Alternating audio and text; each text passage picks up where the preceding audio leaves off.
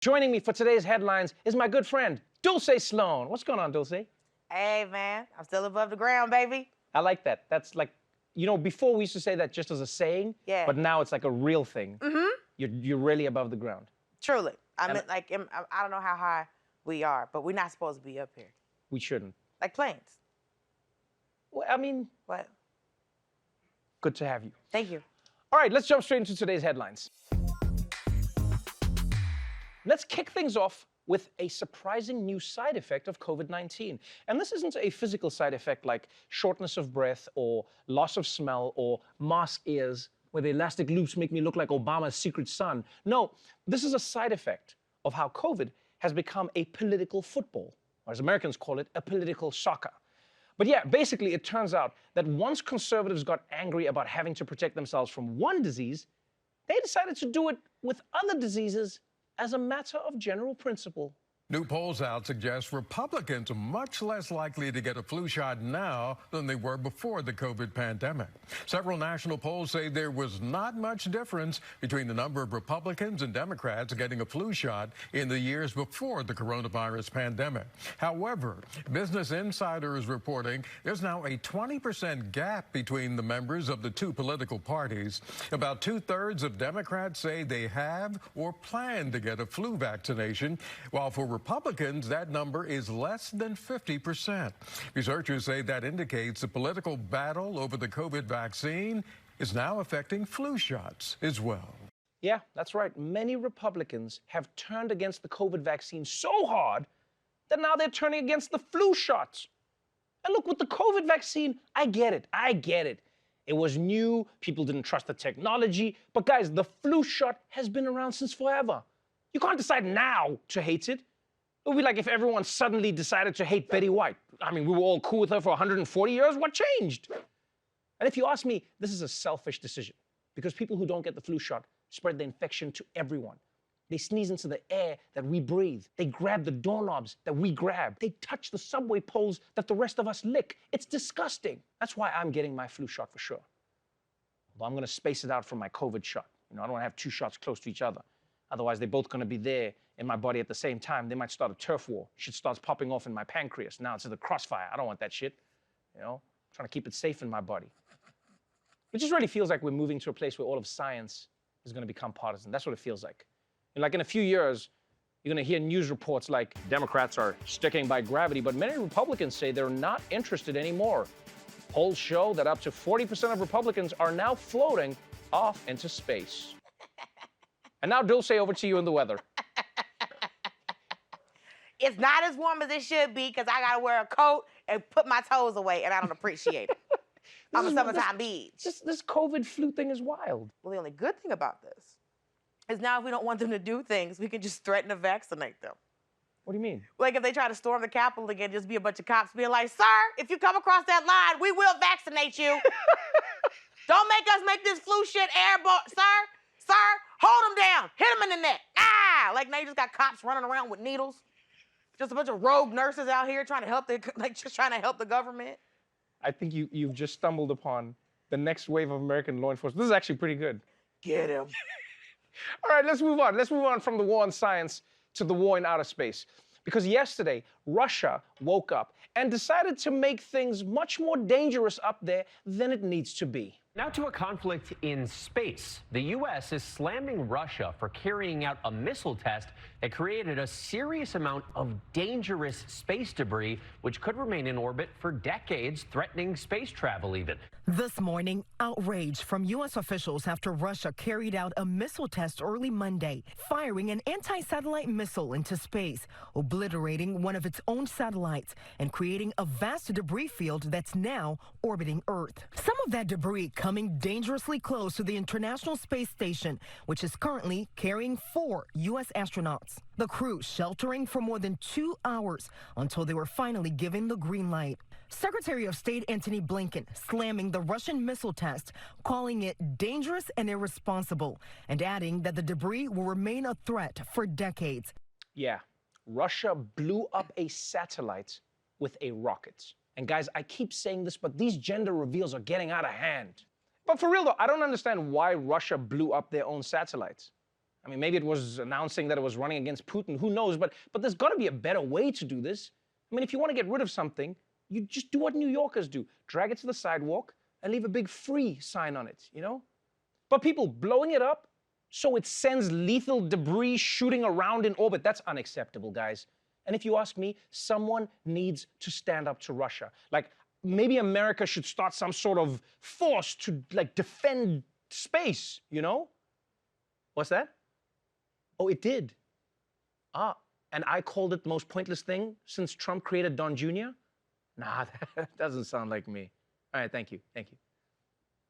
Well, look, man, this is one thing I love about America. America would never launch a missile at a satellite. I mean, they tried, but it accidentally hit a wedding in Syria. But the point is, they didn't hit the satellites. All right, let's move on to a threat that is closer to Earth. Vigilante white dudes. Boo! Yesterday, the arguments at the Kyle Rittenhouse trial wrapped up, and now the jury has to decide whether he'll go to prison or become Trump's running mate in 2024. Meanwhile, down in Georgia, they've begun the murder trial for the 3 men charged with chasing down and killing Ahmaud Arbery last year. Now, for obvious reasons, this trial is getting a lot of national attention, but the lawyer for one of the defendants, well, he seems to have a big problem with who is paying attention. An explosive morning in the trial of the 3 men accused of murdering Ahmaud Arbery, with a still smoldering racially charged debate spurred on by defense attorneys over black pastors in the courtroom. Defense attorney Kevin Goff objecting to Reverend Jesse Jackson's presence in the gallery. How many pastors does the Arbery family have? We had the Reverend Al Sharpton here earlier, last week. Which pastor is next? Is Raphael Warnock going to be the next person appearing this afternoon? We don't know. With all due respect, Your Honor, the seats in the public gallery of a courtroom are not like courtside seats at a Lakers game. All right, first of all, of course this trial is not like a Lakers game. All right, the jury has 11 white people and only 1 black guy. That's basically the opposite of any basketball team. And secondly, I'm not saying that this guy is racist, but when you're representing a guy who killed a black man just for jogging in the wrong neighborhood, it's not a great look to be pointing into the gallery and going, hey, this black guy doesn't belong here. We should do something about that. Come on, Jasper, you want to do it again? And thirdly, black pastors have been supporting families in need from the beginning of time. Why are you shocked by this? They show up for everything, whether it's kids killed in gang violence, or whether it's a civil rights issue. It doesn't matter what it is. They'll show up. Hell, if you need them, they'll even show up for emotional support at your kid's spelling bee. Lord Jesus, please show this dumb little kid how to spell platypus. His family's been through enough. Amen and amen. What I'm confused about, listen, I grew up in Georgia. Everybody is a pastor. Everybody's a pastor. What are you talking about that you don't want pastors here? Everybody in Georgia's a pastor. Also, how am I supposed to trust a Southern white man that don't want the Lord in the room? You don't want one of God's servants. Yeah, you're right. I don't get it. It'd be different if, like, Jesse Jackson was in there taking up a collection for a building fund.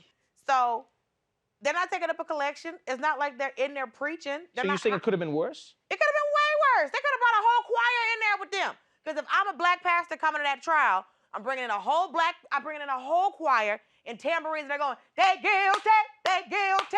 That's what I'm doing if I'm a black pastor down there. I'm bringing a choir in and being like, George, tell your neighbor and say, neighbor, this man is guilty. Woo, yeah. I would start a sermon every time I walked into the place. They're just sitting there being quiet. He said it's a public gallery. Yes. They are the public. Anybody can show up. You could go. All right, and finally, yesterday, President Biden held a ceremony on the White House lawn, along with Democrats and Republicans from Congress. And they were doing this to finally sign his big infrastructure bill. And guys, I really am confused about why they have to sign the bill in public. I mean, I know it's important legislation, but as a spectator sport, it's pretty boring, you know? Like, where's the drama? You know, ooh, maybe the pen will run out of ink? Right here, man. Also, why are they even having a bill signing celebration? Passing laws is their job. Nobody else gets to do that at their job. Like, after you make photocopies for your boss at the office, you don't get to pose for pictures while shaking hands. I didn't think you could get it double-sided. Well done, Billy. Well done. But look, I do get why lawmakers are excited about this. It's the biggest investment America has made in itself in decades. And there's also some smaller things in this bill that might do a lot of good. How to stop drunk drivers before they even put the car into gear. It has been talked about for decades, but now, thanks to the infrastructure bill passed by Congress last week, it could finally happen. It includes a mandate for automakers that all new cars must use technology that prevents drunken people from driving. It will be as standard as airbags. The U.S. Transportation Department will decide the type of technology that will be required. It's estimated 9,400 lives will be saved every year. The drunk or otherwise impaired driver will get in their car and it either won't start, won't move, or will pull itself over depending on what technology is selected. The sober driver will get in their car and never even know it's there. All right, I think we can all agree this is an amazing law. First of all, because it'll hopefully save lives. And secondly, because some people will be so drunk, they won't even know that the car hasn't started. You realize that, right? He's gonna get in and be like, vroom, vroom, vroom, vroom. Get out of the way! Get out of the way! Rah. All right, I'm home now. Wow, my home looks just like the bar. All right, guess it's time for round 2. And I know some people are asking, how will they develop technology to determine if someone is drunk? What does that mean? Guys, we already have that technology. It's called a karaoke machine. No, but for real, no one is sure what technology they'll actually use to detect if you're drunk driving. Right? It could be something that tracks if your eyes stay open, or if you're swerving out of your lane, or if you're just trying to get to a Taco Bell. I just hope it's not a breathalyzer. That's the one thing I hope. I don't want a breathalyzer hooked to the dashboard. Because I'm sorry, I'm not trying to give my car every time I want to go somewhere. No, I want to save that for special occasions, you know, like our anniversary or a Toyota-thon. There is one huge loophole in this law, though, and that is it only needs to be available in new cars. Yeah. I mean, that's still good, but it means if someone really likes drunk driving, all they got to do is drive an old car. In fact, at some point, we're probably going to be able to tell who's committed to drunk driving, because it's going to be like 2060, and they'll still be driving a Kia Sorento from 2005. Yeah, you just can't give this baby up, man. You know me, I love vintage cars. Yeah. Just have better friends. Like having some, like, you've never had to take your key, like your friend's keys before? I mean, I know you have very classy, very, you know, sophisticated, you know, Emmy Award-winning friends. I know it. That's an interesting point. So you're saying the best technology is friends? Yes. Like the number of times I have stopped somebody from driving home. Also, we have Uber, we have Lyft, we have Teslas. Like you could just send somebody a Tesla, put in the address. You don't even have to drive the car. Like get every bar a Tesla. You can put in the address and then just send their drunk ass home. Also, people are just assholes. Like, I don't even think they just want to have a good time, friend. Because, like, this is when we need these Karens to activate. You out here calling the cops on somebody in a damn Victoria's Secret. No, bitch, you need to be out here at this Buffalo Wild Wings getting your uncle and your daddy. That's what you need to be doing. That's the new technology.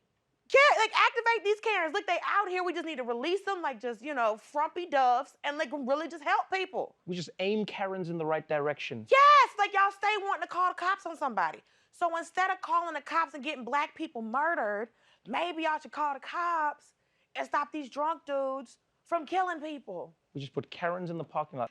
Yo, but still, this is a big victory. It's a big victory for safe driving and for organizations like Mothers Against Drunk Driving. Unfortunately, though, it has generated some criticism from the opposing side. In response to recent legislation, Drunks for Drunk Driving has issued the following statement. Come on, man. We don't need our cars telling us when we allowed to drive. You a car, bitch, hush. Hey, asshole. This is some nanny state bullshit, okay? Don't tread on me just because you can't handle your drink. We just gotta be cool about this, baby. Tolerance is all over the place. Like me. You know me, baby. After a couple drinks, I'm fine to dive. Drive. Got it. This law, man. Hey, did you see that video of that dog? You know the one, he's got glasses on? It's so funny. He's like furry and brown. Wait, hang on, let me show. I'll show you. Hang on. Oh, My car tells me I can't drive. I'm gonna it up. Yeah, I'll fight a car, cause this is America. If you know you're drunk, you drive better. But I'm not drunk. How's a car gonna know if I'm drunk, huh? Is some kind of Knight Rider car? Some kind of David Hasselhoff, huh? Oh God, I miss that show. And I miss Jeremy. Let's go. I got my keys. Oh, I got it. Oh, shit. What? No, I can drive. I'm good. I just had a power nap. How did I get here? I am responsible, Jeremy. Take me back. This has been a message from DFDD. Take us back, Jeremy.